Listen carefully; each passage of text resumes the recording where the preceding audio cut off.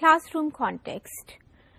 In this topic, we will see the concept of assessment in the context of classroom. जितनी भी बातें मैं करूंगी उसको आपने अपने क्लासरूम को ज़हन में रख के करना है. सबसे पहले, information is gathered systematically.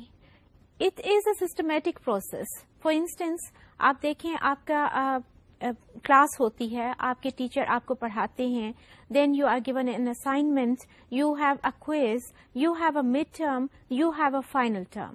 कभी भी ये नहीं होता कि फाइनल टर्म आपका शुरू में हो जाए और उसके बाद मिड टर्म कहीं फिर जाके हो, तो एक सीक्वेंस आपको नजर आता है. This is what is systematic.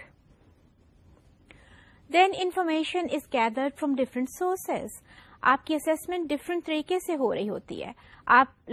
जब आपका लेक्चर होता है, बाज दफा टीचर सवाल जवाब बाद में करते हैं. Then you are assessed on the basis of your assignments, on the basis of your quizzes, on the basis of your mid term and then final term. तो ये सारे डिफरेंट सोर्सेज हैं जो इकट्ठे होकर आपकी असेसमेंट बनाते हैं. और किस लिए हो रही है? Again to improve in teaching and to improve your teaching and learning.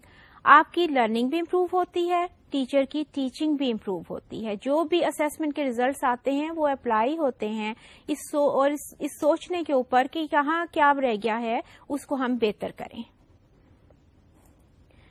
और फिर इसको अल्टीमेटली सारे को ऊपर जाके मिलाइए.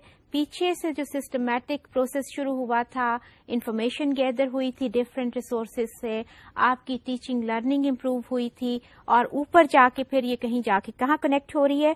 To make changes in syllabi, curriculum और पॉलिसीज. ये सारी जब असेसमेंट्स के और सारे इम्तिहानों के और जो भी रिजल्ट्स आते हैं और इन्फॉर्मेशन आती है, उसके ऊपर वो चेंजेस और मॉडिफिकेशन कर रहे होते हैं एट पॉलिसी मेकिंग लेवल, कि हमें अब ये डालना चाहिए, ये निकालना चाहिए, इतना contact should be brought from there, this methodology should be introduced.